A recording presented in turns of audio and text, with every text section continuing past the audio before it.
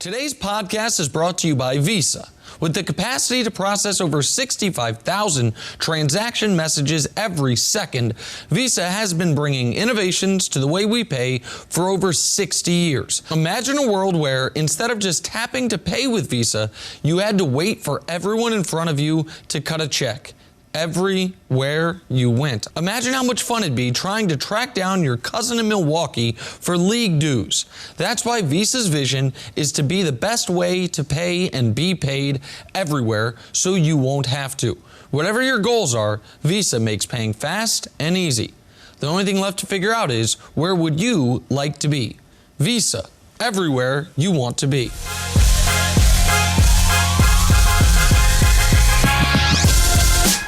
Hi, everyone. Good morning. Welcome to First Things First. I'm Jenna Wolfe. That is the Hall of Famer Cris Carter. This is Nick Wright. We got lots going on this morning.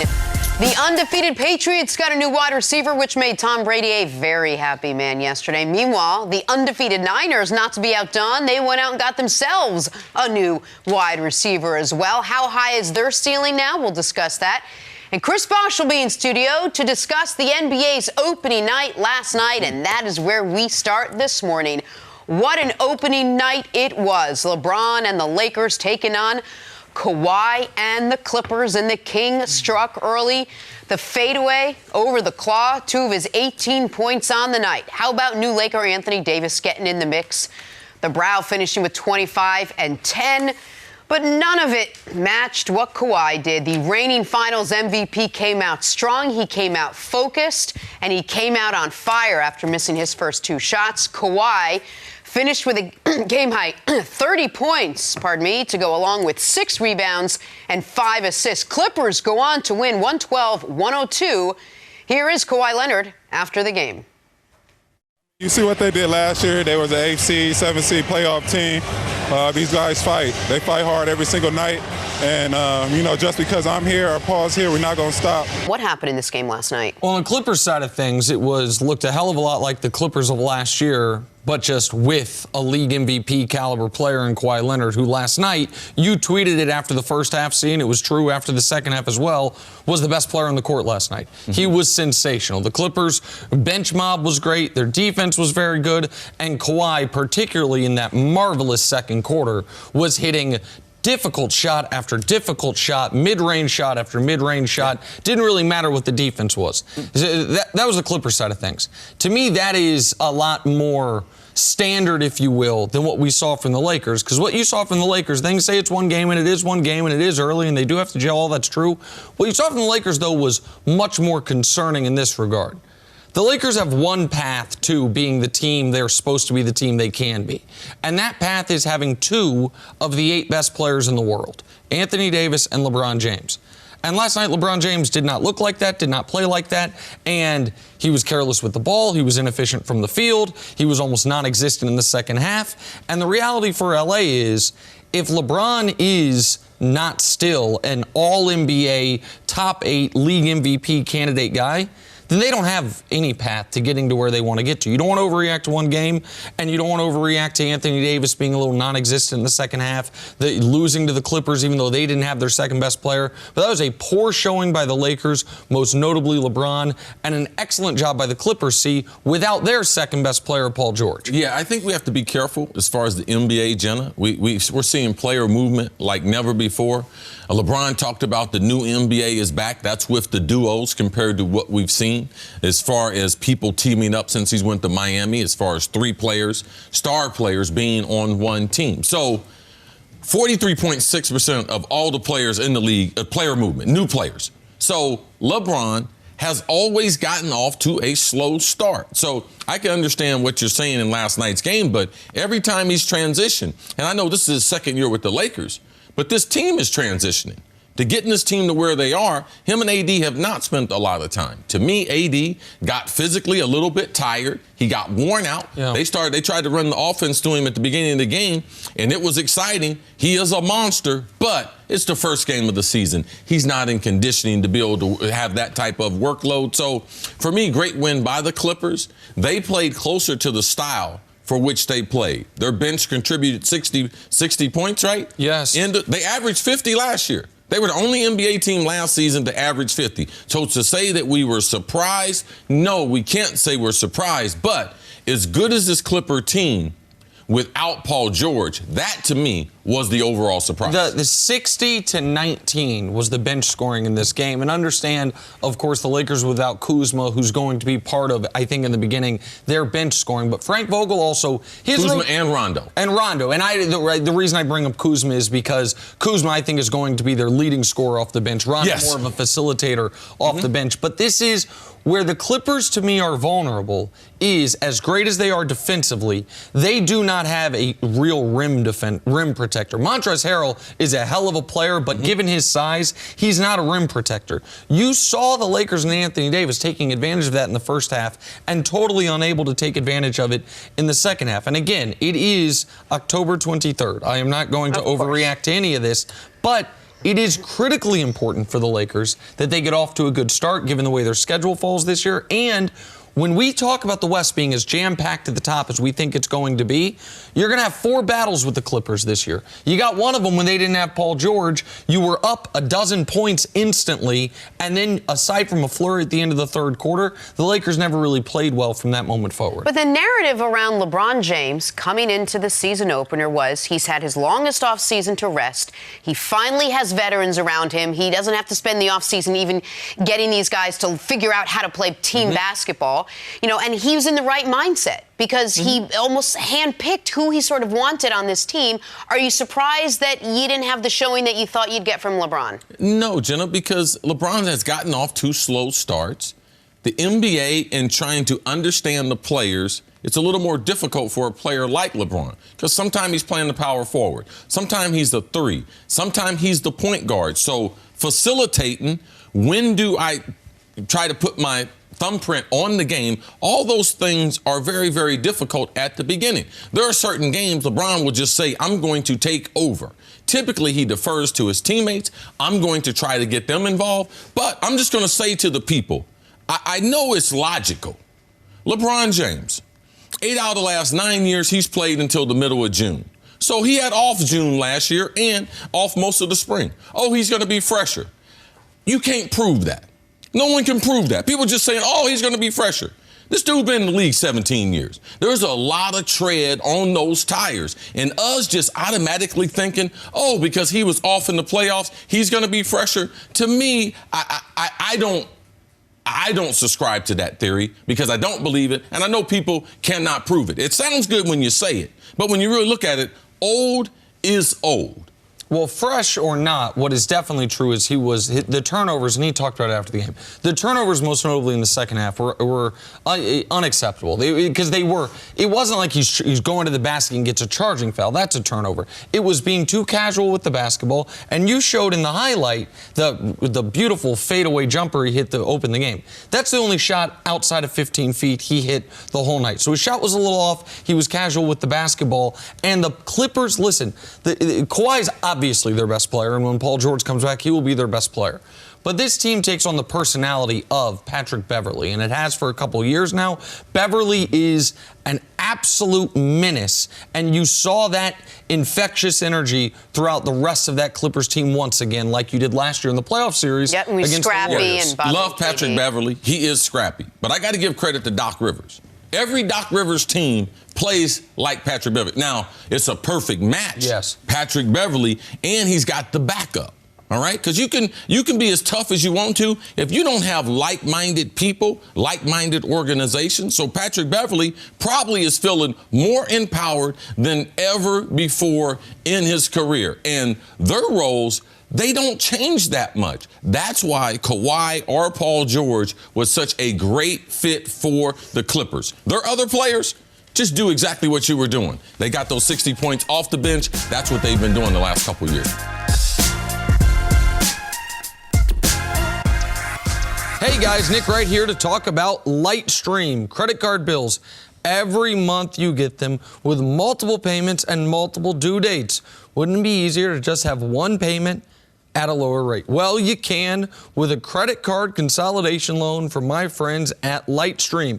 Get a rate as low as 5.95% APR with AutoPay, lower than the average credit card interest rate of over 19% APR. Plus, the rate is fixed, so it will never go up over the life of the loan. You can get a loan from $5,000 to $100,000 with no fees, and you can even get your money as soon as the day you apply. Just for First Things First listeners, apply now to get a special interest rate discount.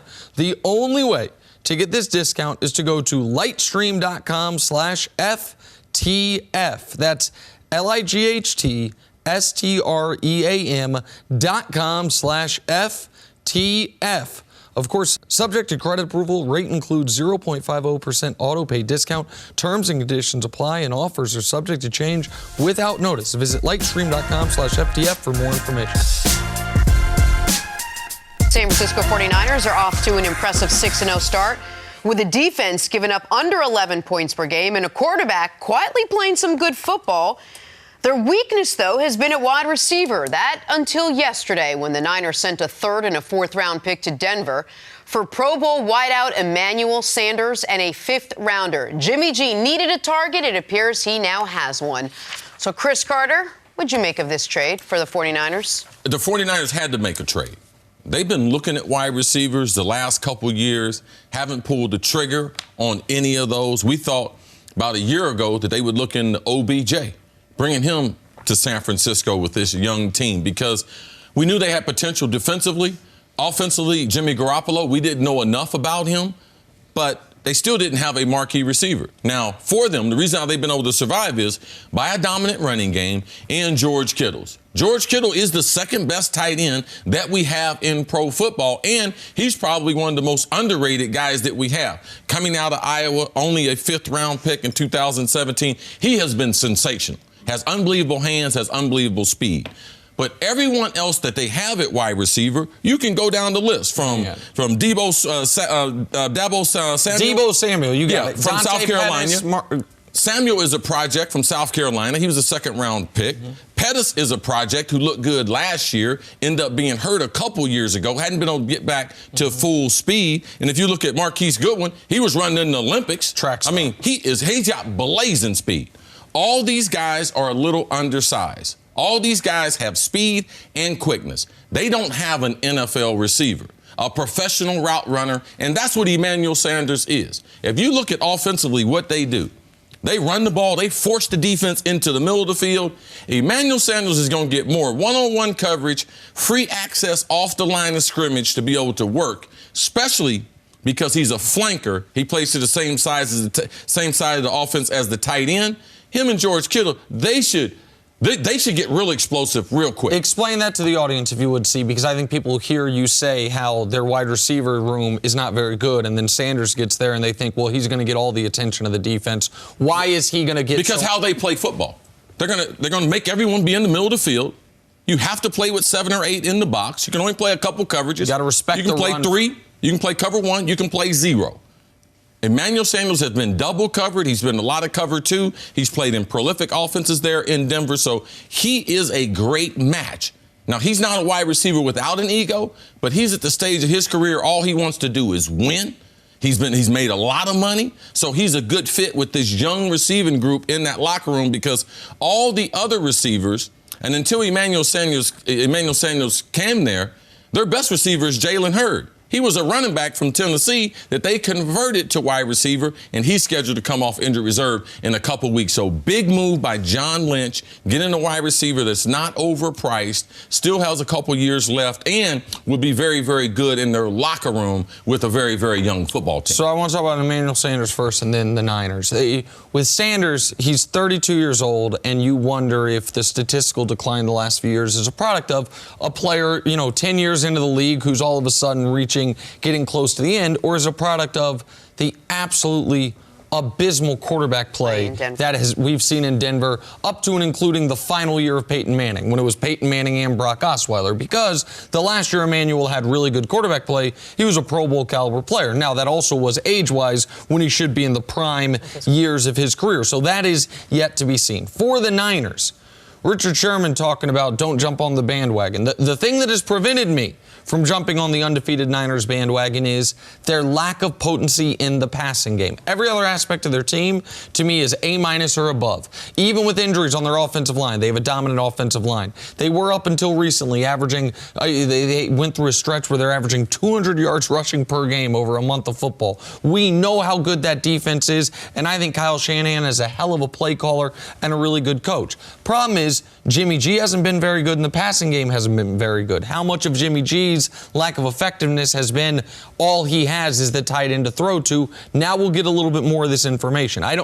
Much like with the Patriots adding Mohamed Sanu, I don't feel either one of these teams added. It's not Antonio Brown coming over. It's not an all-pro caliber guy, but he does become the most established and I would argue most talented receiver in that room. It is the one position of need for the Niners, and they addressed it the best they realistically could have. But we know that with Mohamed Sanu matching up with Tom Brady, that's immediately going to have an impact. He needed a receiver. He got one. Yep. We don't know that much about Jimmy Garoppolo because, as Nick said, we haven't seen he didn't need to be that good because of how good their defense has played, and the team is quietly off to a great start. How much of an impact will Sanders have immediately with Jimmy Garoppolo for them to get on the same page the way he was with Kittle all season? Well, it becomes difficult. The one thing I would just slow down some of the optimism for both these teams.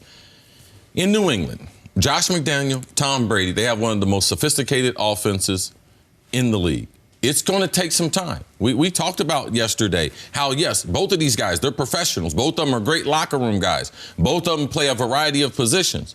Kyle Shanahan, I would say, runs the most complicated offense. So how long is it going to take them at midseason? And I don't know, is there some Kyle Shanahan in Emmanuel Sanders as far as him understanding what this offense is that gets him up to speed a little bit quicker? So for me, let's say this is not the NBA. Right. This is still the NFL. Okay. No OTAs, no training camp. First time that they've seen these offenses, it might take some time for them to get up to speed. But any quarterback, being young or old, wants an accomplished wide receiver that knows his depths, knows the timing, and can get open. And Emmanuel Sanders, I believe that his decrease in stats is more based on the personnel he was playing with, the teams he was playing with, the variety of coordinators he went through, let alone head coaches and quarterbacks. So for me, in the situation he's been in, I don't see how he could have had great numbers. And one thing John Lynch knows is another thing the Niners have in common with the Patriots is a backloaded schedule, especially as far as the defenses they're going to be facing. From here, this point forward, they play Carolina, they play Seattle twice, they play Green Bay, they play Baltimore, they play New Orleans, they play the Rams, who just acquired Jalen Ramsey, obviously. They are going to need to do more offensively than just run the football if they are going to stay in the pole position for a bye in the NFC, where I know they have the best record in the NFC. I don't think many people right now consider them the best team in the NFC. I think New Orleans and or Green Bay would be, in most people's opinion, ahead of them because of their potency in the passing game. We'll see how much he can help this. Do you agree? Did they quickly become the best team in the NFC yesterday? No, absolutely. Aaron Rodgers and what they got going on in Green Bay. They're a strong third. All right.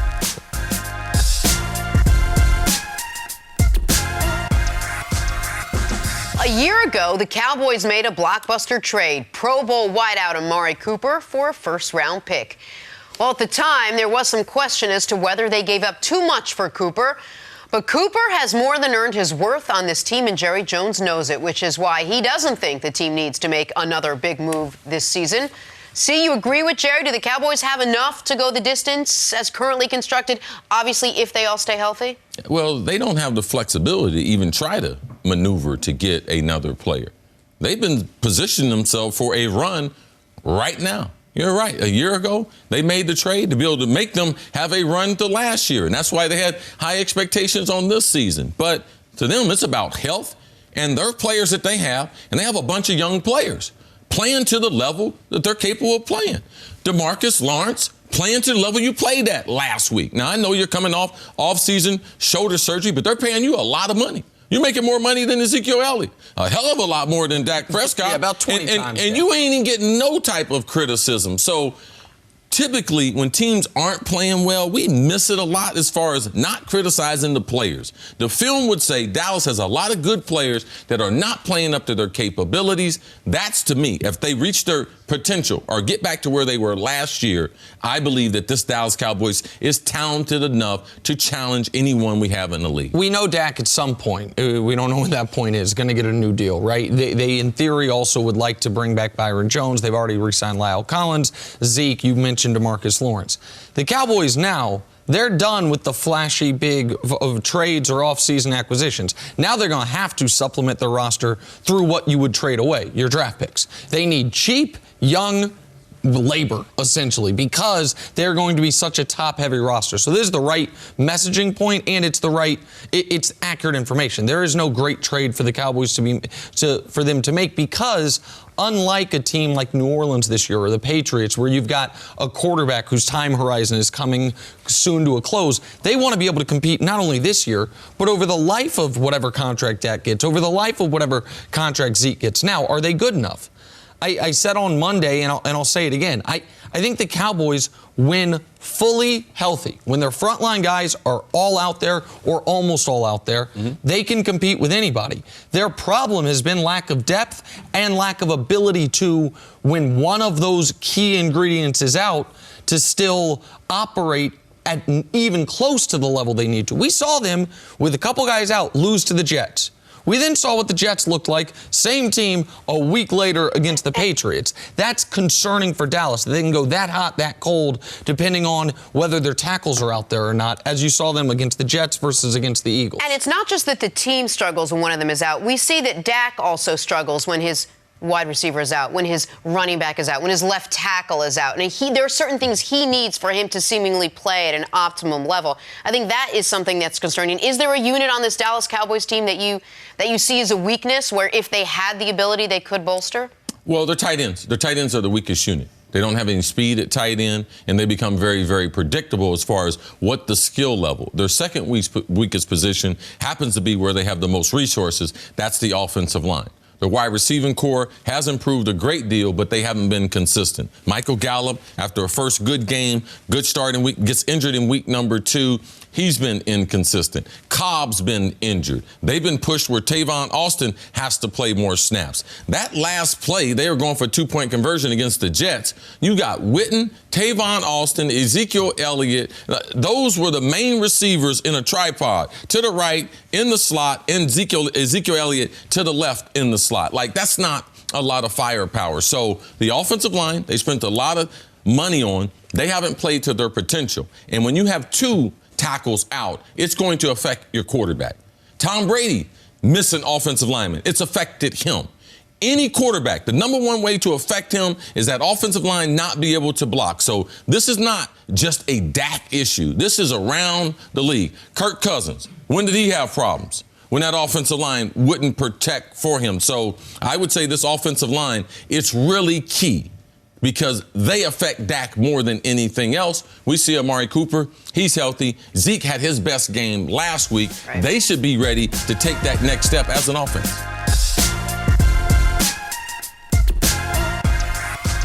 The New England Patriots, sure, Tom Brady's team is undefeated, and yeah, if he struggles, he can rely on that top-ranked defense, but New England is never satisfied. Yesterday, they traded a second-round pick to the Falcons for wide receiver Mohamed Sanu, and both Brady and Sanu are already meshing, with Sanu tweeting Brady's patented LFG, and Brady responding with "see you soon," to which Sanu commented, "on my way." It's a 3-word minimum, apparently, on Twitter between these two. See, how badly did Brady and the Patriots need this trade? They needed someone. And I think that once you get the specifics of the personality and the character of the player, Tom should be excited. But this is what Tom does. Tom is the ultimate company man. Not only as far as the salaries that he's allowed them to be able to function, Tom says all the right stuff. Last 2 weeks, hey, what about Gronk? Man, I don't participate in those decisions. Would you like to see Gronk? Have you talked to Gronk? Tom stays in his lane. The reason why is because he doesn't want to have a conflict between his relationship with the owner, his love for playing football and Bill Belichick being owner, CEO, partially / I run everything in New England. So Tom, that's what I expect to see from Tom. This is what he's done. Randy Moss reached out to him. All the other receivers, other players reached out to him. Told Antonio he could move into his house. Oh, come on. Move into his house. Yes. I know Giselle hadn't seen his rap sheet before Tom had extended all that, but it's a team sport. I always say this. This is not golf. This is not tennis. You just can't act like a jerk, just treat people any kind of way. Tom needs his teammates. He needs that guy to come in that locker room and have some confidence. And Tom is one of the best leaders all time in any sport. That's why you send off. That's why I'm on my way. Absolutely, I'm on my way. To play with the greatest quarterback ever, he goes from Matty Ice to Tom Brady, a chance to win a Super Bowl. Like, what else would a wide receiver want? I agree with you 1,000% about Tom Brady, the team stuff and leadership. I echo all of it. To your question directly about how much do the Patriots need him, man, we thought the Patriots were going to have issues at the wide receiver core when Josh Gordon was in the fold. I now wonder how much in the fold he is, how serious that injury is, and when he comes back from the injury, how much of the Josh Gordon we faintly remember is still there after missing so much time. I can tell you New England does not have confidence in him because there's no way you spend a first-round pick on N'Keal Harry. First time Belichick has done that since his Cleveland days on a wide receiver, and the wide receiver has struggled during training camp. You put him on injured reserve. You know he's not going to be available for the first 8 to 10 weeks of the season. And then you trade another second-round pick? Right. I mean, Belichick loved them draft picks more than his kids now. And he's got a couple kids to work on the staff. So to me, that speaks to me. A lot of times we have to follow the tea leaves. Sure. They will tell you what the Patriots are saying. And when you trade a second-round pick for a backup receiver, the third best receiver on the Atlanta Falcons, they're letting you know we have wide receiver trouble. 1,000%. And you also know it by watching it. Listen, Edelman is once again having an excellent season. Edelman has almost 500 yards. He's on pace for a 1,100-yard season. If he plays any more game with Joe Tessitore, he's going to be in the Hall of Fame the way Joe Tessitore. Man, good Lord. People, the announcers love them some Julian Edelman. That's a separate story. So listen, but a lot of that has been, yes, because Edelman's playing well, but also because, man, pre-snap, I'm sure Brady's looking around. He's like, all right, so Gunnar Olszewski's out here. Can I trust him to be where he needs to be? Jacoby Myers, we've seen him make some sensational plays, but can I trust him to where he needs to be? All right, I know Edelman's going to be where he needs to be. That is something I don't think he's going to have instantly with Mohamed Sanu, but he is going to have it at some point with Mohamed Sanu because, as you said yesterday, he is a professional receiver. He knows where he needs to be and can run the whole route tree. And for the Patriots, I'm not going to be moved off this point until there's evidence to show it. Their offense right now is limited. Their offense right now is feasting off of short fields, 22 turnovers forced by the opposition, 5 touchdowns scored by defense and special teams, inflating their overall points. But this proves you're right, how much they needed. Well, I think it adds to the evidence that that Belichick, after spending a first-round pick on a wide receiver, went out and spent a second-round pick on a wide receiver. That last Monday night game was embarrassing. Tom Brady, the greatest football player we ever have. We're celebrating the 100th season of NFL. Those receivers are garbage. Now, God bless them. They in the league. But they shouldn't be playing with Tom Brady. And that was the embarrassment. Yeah, God bless them. I mean, they in the league. Yeah. They one of the 1,600 best players in the world. Yeah. But, hey, listen now. There's all kinds of manure in the ocean now. You got some deeper than the other. Like, God bless them. They're in the league. He shouldn't have to be subjected to playing with guys like that. And you can't do anything about the offensive line. That's no one's fault. They just suffered injuries. It's not like they said, hey, Brady, we got you no offensive lineman this year. Isaiah Wynn is going to be injured forever. They spent a first-round pick on Isaiah Wynn. He's been hurt twice. They had an excellent center. He got hurt for the first time. That just happens. The wide receiver situation, they have tried to address it. Now, they got him a good wide receiver once upon a time recently, Brandon Cooks. They used him for a year and then said, nope, we bought at this price. We can sell at this price even if we maybe should hold it. This is going to be an issue for them. And we have talked all about the offenses they faced as far as inflating their defensive stats. It should be noted, they haven't faced no great defenses all year long except for Buffalo. Mm-hmm. And Buffalo was right there with them. Buffalo, it was a one-score game that they won because of a blocked punt for a touchdown. The Patriots are obviously the best coached team in football. They obviously have the best defense in football. And they obviously have the greatest quarterback of all time on their roster. No one disputes all that. But their passing game is going to be limited unless the wide receiver room gets substantially better, and it got a little bit better 24 hours ago. Well, there's a difference between a little bit better and substantially better. Did it get a little bit better, or did it get substantially better with Mohamed Sanu? Substantially better. Mohamed Sanu, these guys can't wear Mohamed Sanu's shoes. He can play every position. He can play the X, the boundary receiver. He can play the Z, to the tight end side. He can play in the slot. He's a great teammate. He's a consistent route runner. He always gets his depth. He's been great as a role player since he's been in the league, when he was second fiddle to A.J. Green, Julio Jones. And you know what they did for him? He was so good in Atlanta, they drafted another receiver from Alabama to move him to number 3. You never heard a peep about him. He's great on and off the field. Tom Brady should be excited because he is so much better than what they had.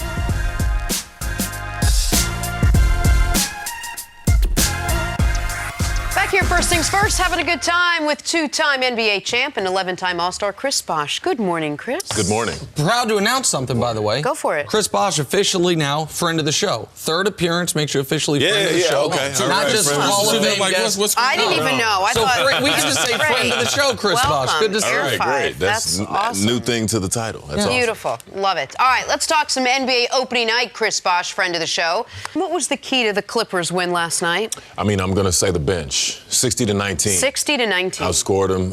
Montrezl Harkless and Lou. Sorry. Montrezl Harrell. And Lou Will coming off the bench. I mean, Montrezl, he's just a monster in the paint. Harkless is nice, too. Harkless a lot of people also don't. 12 points on him. He was a starter there in Portland. Yep. He did He well adds as to that well. bench. Oh, man, he adds a lot of flavor to them. Yes. But I think the main thing was the bench. You saw the Lakers come out swinging. It's a hyped-up game, a lot of excitement. I do disagree with LeBron. It is a rivalry. Anytime you're in a situation, since we've been in middle school and high school, the rivalry was your crosstown team. You 9 times out of 10, if not all times. But, you have to give credit to the bench. The stars did what they need to do. Everybody's trying to figure things out. But when Lou Will comes in, I mean, he gets into that rhythm. That's what's going to make L.A. very, very dangerous. The Clippers, I'm speaking of. Well, and I disagree with LeBron on a separate point where he says, neither one of us did exactly what we want to do. I tell you right now, the Clippers, they will sign up 30 from Kawhi, 60 from the bench. You got 90. How many you need? You only Paul need. George didn't even play. Right. You only going to need, in that situation, you need, 25 points from the rest of your starting 5? And the way they play defense, how many points you going to score? Well, that's the other aspect of it. I actually thought both teams played really well defensively in this game. I thought LeBron was more engaged defensively than I'd seen him in a regular season game in a very long time. We'll see if he's able to sustain that over the course of the season. But the story was, to me, the Lakers, they came out great. And then they had a flurry in the third quarter led by Danny Green, who had lit fire. He was unconscious. Yeah. Aside from that, they were casual with the basketball. Anthony Davis, who clearly was going to have a huge size advantage all night long, after the first half was not able to reestablish that, was not able to take advantage of that. And the Clippers just kept coming. There was no break. You could see for the Lakers when they went to their bench unit, when all of a sudden my pal Jared Dudley and KCP and Troy Daniels and Quinn Cook are out there, or 3 of those 4, that's an opportunity for the Clippers to create some separation. When the Clippers' strength is their bench unit and those guys are out there without Kawhi, can't rest when Kawhi's out there. You can't take a break then. You're not going to be able to take a break when Lou Williams is cooking, when Montrezl getting rebounds and Patrick Beverley is just annoying everyone as he does every game of his NBA career. Like, the Clippers were relentless. The Lakers were not able to match that. And at the end of the game, the Clippers clamped down on them. They stopped fouling, which they did the first half, assisted the Lakers with free throws. AD didn't get fouled that much the second half. Lakers didn't get fouled, and they shut them down to 17 points in the fourth quarter. Neither one of the stars from the Lakers had enough energy or juice to be able to take over the game, because that's what you expect.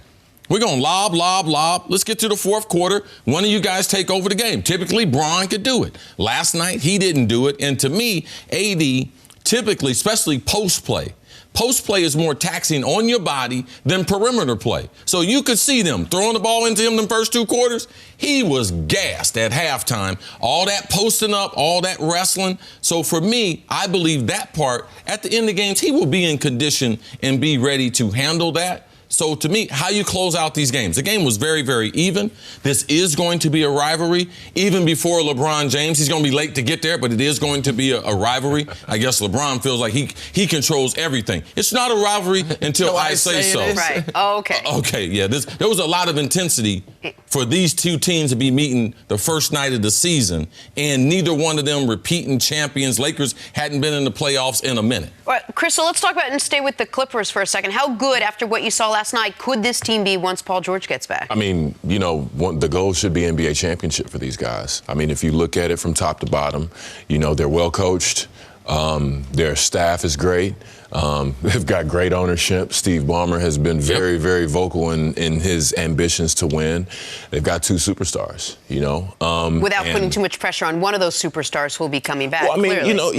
it's always pressure when you come back, but they can take pressure off of each other. And Paul George can maybe not feel like he has to come plug in right away and start averaging 20 or 30 points right away. I think that'll be better for him. Two superstars you're right about, but I think the mix of their personalities. Paul George has accomplished enough in this league that he's got him and Kawhi decided to play together. They weren't supposed to be together. They've been talking the last couple of years, but Kawhi was like, I'm not going to the Lakers. Y'all need to call Paul George. And Paul George is like, whoa, really?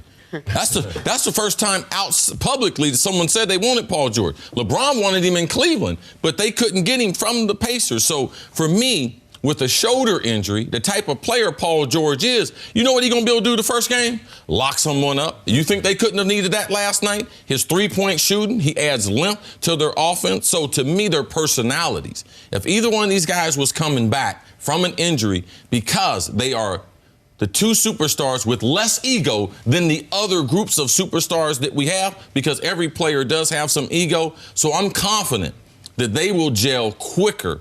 And bad shoulders, man. Guys come back from bad shoulders, especially perimeter players. And one of the reasons I think the Clippers looked as good as they did last night was because when you watched them last year, this was that team. This team didn't go through a reinvention the way the Lakers did. The Lakers got three guys from last year that played last night: LeBron, JaVale, and KCP. Everyone else that played is brand new. As far as the Clippers guys that were notable guys last night, Zubats, he played. I know he started center, but he barely played. He's new. Harkless, who you mentioned, is new, and of course Kawhi is new.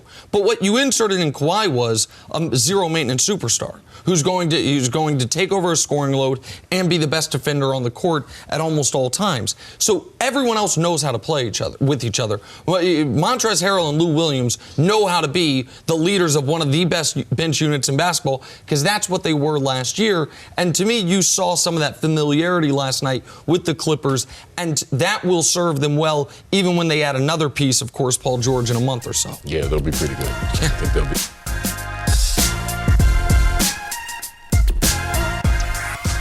Here, first things first, we're joined by Super Bowl champ Greg Jennings. Hey, Greg. What's up, man? Great to see you this morning. Great to be seen.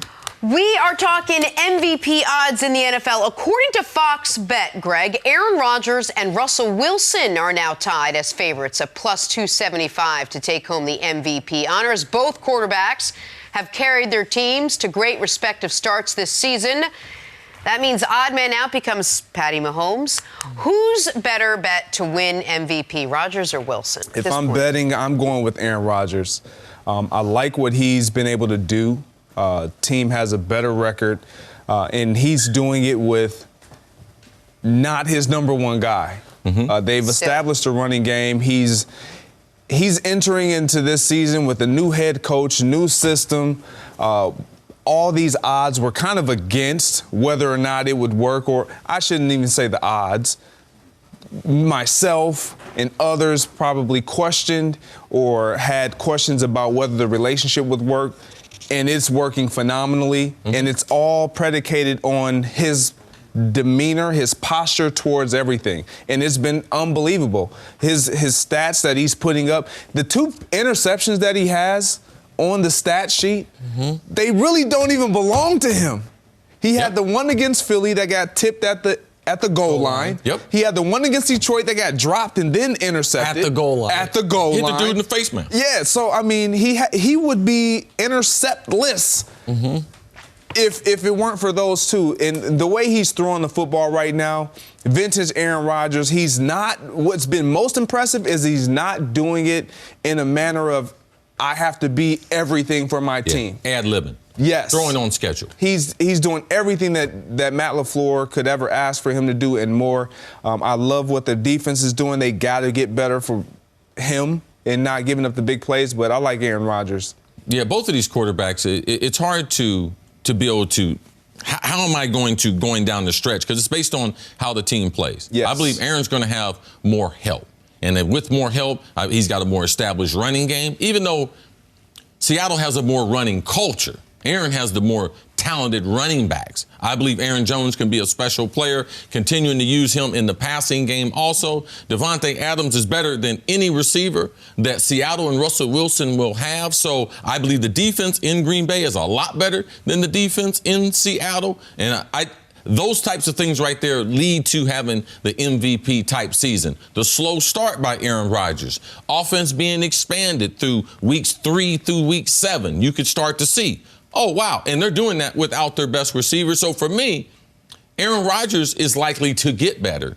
And Seattle and Russ is likely to come back to the pack. And you made a point when we were discussing this in the past, and I think it's a good one to remind the audience that in the NFL MVP, at least in recent history, it's been part and parcel, not just with the quarterback position, but with your team having an extraordinary record. Yes. If you look at Pat Mahomes was the 1 seed. You had, when Matt Ryan won it, they had a bye. When Cam won it, they had a bye. Yes. When Brady won it, most recently, they of course had a bye. So if you think the Packers are likely to go 13-3, and Seattle's likely to be a wild card team if they, assuming they get in, that speaks in Aaron Rodgers' favor. Now, I should say this in the beginning.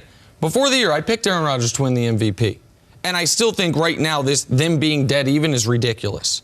This is, up until last week, Rodgers was not in the conversation at all. He had 8 touchdowns to those 2 interceptions, even though those 2 were not his fault, agreed. Mm-hmm. Russell Wilson had 14 touchdowns to no interceptions.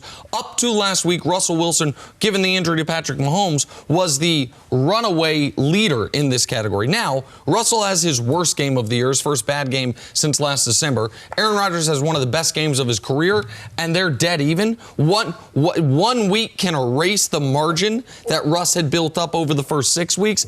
I think that's unfair. I think Russell has been the best player in the league up to this point this season. I think he still should be, if we were awarding it right now, he would be the league MVP. Can he sustain it? That's where the odds come in, and I understand that part of it. Yeah, maybe we should stay away from the MVP till midseason. Well, we're at midseason, aren't we? Well, but we had been hyping up for 4 weeks because we had Patty Mahomes running away with it. Right. Russell came into the race. Patty Mahomes faded a little bit. Aaron Rodgers came from nowhere. So that's a lot happening in 7 weeks. Could there be some weight given to the fact that Aaron Rodgers and the Packers have played much heftier opponents than Seattle has so far, that the defenses that Aaron Rodgers has gone against have been far superior than the one that you've seen that Russell Wilson has seen? Does that factor in at all when it comes to who we're discussing for MVP? It definitely will factor in, but I think more than anything, it's really going to be about who we see and who shines in those moments. What I mean by that is in primetime games, Aaron Rodgers has looked great, and his team has won. Yeah. And so you bring up one of the greatest points I think I will hear when it comes to MVP, the help that he has.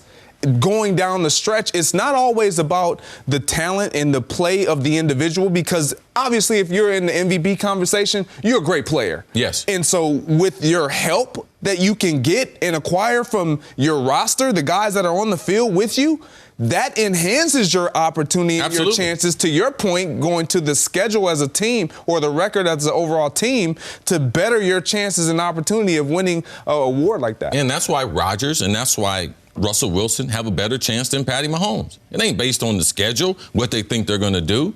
Patty Mahomes, now people know Tyreek Hill is a star. Travis Kelce is a star. Yes. Sammy Watkins is amazing when he's healthy. So look at the difference in what Russell's throwing to and what Aaron had to deal with in the first part of the season. So I think those things, too, separate some of the people when they will vote for this. Well, and that, to me, is another thing that is a feather in Russell Wilson's cap. Is we have talked about how the deck's been stacked against Aaron the last couple weeks because he hasn't had Devontae Adams. Well, Russell Wilson's been without his number 1 receiver all year long. His number 1 receiver was Doug Baldwin. He retired. Now, he has turned Tyler Lockett into, they seem to have some mind meld connection where they are now going on a 23-game streak of when Russell targets Lockett, he has a perfect quarterback rating. No other quarterback-wide receiver combo has a quarterback rating better than 130. Theirs is still a 158.3. But that is, Tyler Lockett is not a true number 1 receiver on any other team. No, they don't have a number 1. Right, and so he's almost been pressed into service as the number one receiver. Russell lost his tight end, who Will Dissly was having a nice year, to a torn Achilles a couple years ago. So I understand we give Aaron credit, and rightfully so, for doing it with a kind of, wait, who's that wide receiving core? Right. That has been the story for Russell all year long.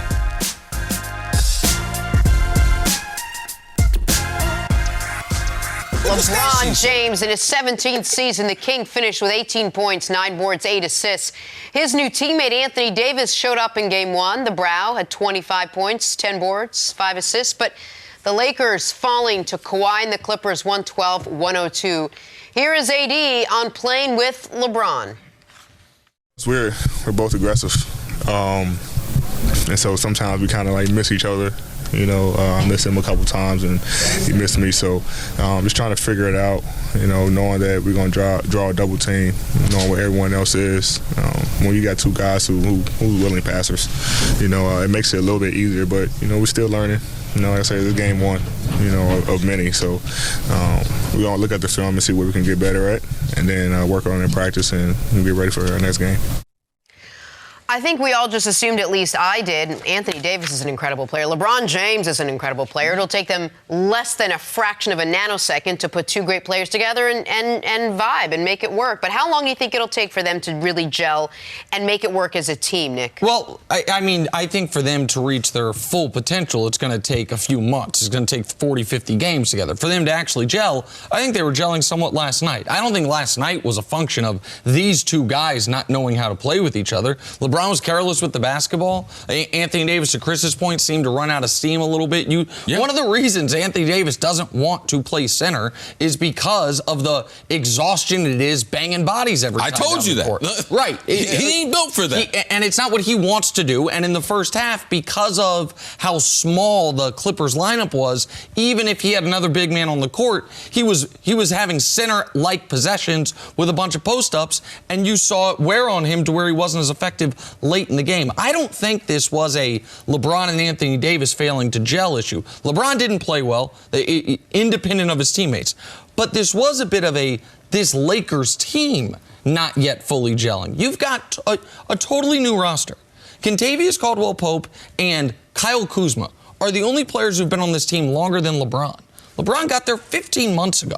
And so you have, just from last year, the only guys who were on the roster last year are JaVale, KCP, and LeBron as far as who played, because Kuzma obviously didn't play. So there's a lot of rotations that you're not used to. There's a lot of, who's cutting where that you're not used to.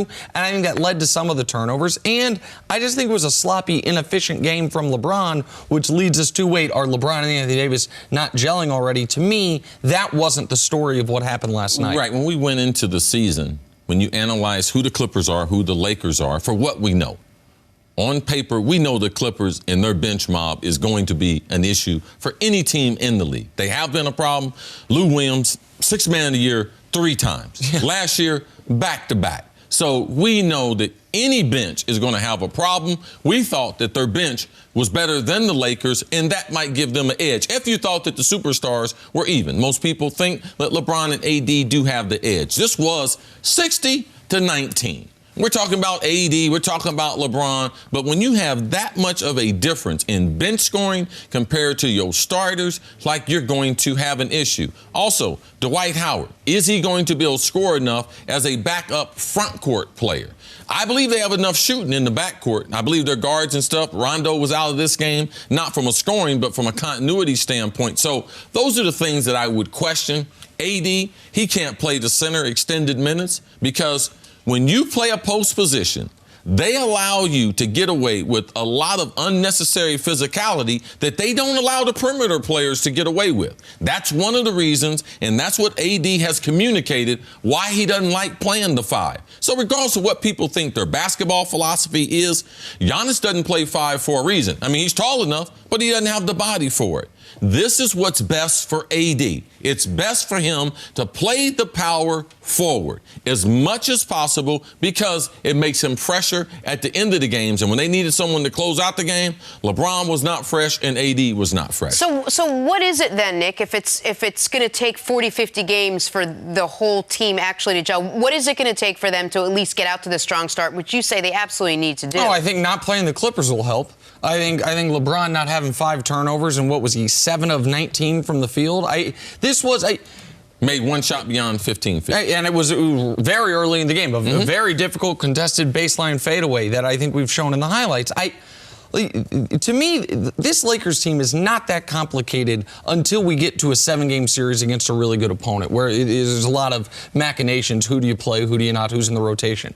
They need to be able to play 48 minutes a night where they have the best player on the court.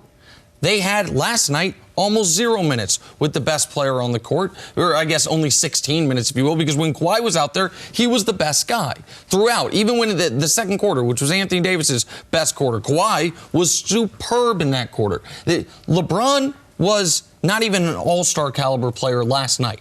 I am not concerned that is going to continue. If it does continue, then they're no championship level team. So that's why I'm not trying to reject your question at all. I just don't think that was the issue. I don't think the issue was, it's not like they do a high pick and roll. LeBron thinks Anthony Davis is rolling to the rim and he throws a lob to nobody. It's that they were sloppy with the basketball. LeBron couldn't hit an outside shot and Anthony Davis wore down, I think probably because first game of the season against a team that is guarding you 94 feet, against an exhausting team to play against. That to me was the story of last night, plus the bench scoring. You get outscored by 40 on the bench. Your 2 superstars better play one hell of a game. Anthony Davis played a B-level game. LeBron played a C-D+ level game. You're going to lose when Kawhi goes 36-5 and the bench gives you 60 for the Clippers. Yeah, and I do believe that the Clippers, not only do they have a bench edge, they have a coaching bench edge. When you talk about Doc Rivers and also Sam Cassell and the guy that the Lakers didn't want to give a long-term contract, Ty Lue. That's who their bench is. That's championship pedigree there, and I would take that bench over Frank Vogel, Jason Kidd, and Lionel Hollins. All right? So you talk about a number of advantages being the bench scoring and overall coaching the Clippers have over. And one of the reasons, the Clippers are going to have a bench edge on almost every team, but one of the reasons last night it was such a big discrepancy is, and I'm agnostic on Frank Vogel. We'll see how he does, but I'm not going to kill him for this. He is figuring out in real time what his bench rotation is going to be. Yeah, of course. How much can Quinn Cook play? When Caruso's fully healthy, should he play above Quinn Cook? Jared Dudley, for as good of a leader as he is, like Jared Dudley was on the court for 13 minutes, they outscored by 20 points in those 13 minutes. Like Jared Dudley, is he just a locker room guy or can he help? I don't know what kind of workout program he was doing this offseason. And so the same one he's been doing his whole career, it was here. And so these are things that are going to have to be figured out in real time. I do think the LeBron-Anthony Davis thing is going to be fine. The other pieces are going to have to fall into place. The other luxury Jenna, the Clippers, they don't have that 40 games because that bench mob, they've been playing together. Yes. Montrezl Harrell and our guy and they play in the summer league together. So that chemistry in there, and that will pay huge dividends to them getting out to a great start. All right, let's move on to the Warriors. Haven't talked about them in a while. Klay Thompson suffered a torn ACL in Game 6 of the finals last season. And though the hope was to get him back by the All-Star break this year, that might not be the case with Steve Kerr saying it's unlikely that he's going to play this year. Well, Kerr would then walk that back slightly, saying, we'll leave the door open. Nick, how far can Steph carry the Warriors if Klay cannot come back? Quickly on Kerr, I think Kerr's doing the right thing. They don't want to make the same mistake they made with Durant. He already made a mistake. Which part? The first part or the second part? Walking it back? Yeah, but him saying that he was going to be out. Well, I think they did that so they can just set it aside so he's not constantly asked for updates on Klay Thompson. But now when he walks it back, he's going to be asked for updates on Klay Thompson either way. Right. So he should have just said, we don't know. He got hurt in June. You don't have to answer. Like, the media is not that savvy that that was such a hard question. I got to answer. No, I don't know when he's going to be back. The probability of him playing, we don't know what it is. Fair. And if he had said that. This part's a non-story. Understood. But on to your, with Klay not out there, how good can the Warriors be? to me, there's 5 teams in the West that are clearly better than everybody. We'll see the order. Wait, this is without Clay in the lineup? There's 5, Lakers, Clippers, Nuggets, Jazz, and I'm leaving an obvious one out in the Rockets. Thank you. And then there's a 6th in the Blazers that say we think we should be right in that conversation. We were in the conference finals last year. So then there's 2 spots open at the bottom of the playoffs. Do I think the Warriors can be that 7th or 8th seed without Clay? I do. Now they're going to struggle defensively. They are going to be a bad defensive team for the first, not a top 10, 5 defense, top 10 defense. They're going to be a bad defensive team for the first time in the Steve Kerr era. That when you have Steph and D'Angelo as your backcourt, that's going to happen. But I think Steph is sensational. He's not my pick, but see, I would not be shocked if Steph Curry was the league MVP this year. No. I think Steph Curry is going to put on a show night in, night out. And so, do I think they could be around 500 throughout the course of the season, awaiting Clay's return? Yes, to me, that keeps them alive. Now, can they compete to win a series without Klay Thompson? Probably not. Can they compete to get to the conference finals without Klay Thompson? No chance whatsoever. Even if Klay comes back, I don't think they can get through those top teams in the West. But I don't think the Warriors are about to, like what happened with the Spurs, the year Robinson's not there. Oh, well, all of a sudden we get the number 1 pick, get Tim Duncan. They still have an excellent coach and a superstar in Steph Curry, and Draymond's still there as well, and he got his money, so you're going to also have a happy Draymond Green. Yeah, Steph Curry is the best offensive player we have. If you tell me well, you got one draft just for an offensive player, who you taking? I'm taking Steph. And the reason why I'm taking Steph is not because of his shooting. I'm taking him because what he does off the ball. We saw in the playoffs when Klay was not available, when Durant was not available, and Steph didn't have the ball in his hand, he is one of the most dangerous guys you've ever seen don't have the ball. He understands the game. He's in great conditioning. He runs the court. He backpicks. He catches those screens. And he never seems gassed. So for me, he's going to be special, but they just don't have enough firepower the way the Western Conference is stacked up. Also, with him playing all those minutes, with all that offensive productivity, watch out for an injury. Yes. Because he does not have the type of frame. He's gotten older, all right? So this type of wear and tear they're going to put on his body, it's going to be new to him during the regular season. With the last 3 or 4 regular seasons they've been sleepwalking through. I was just going to say, my issue is that you're going to need Steph to be that good every night, but starting from much earlier in the regular season because you don't have Klay. In the last couple of years, he didn't have to be that good, that consistently, put in that much effort in those many minutes until closer to mid or end of the season. Yeah, this is welcome to life back in the regular NBA.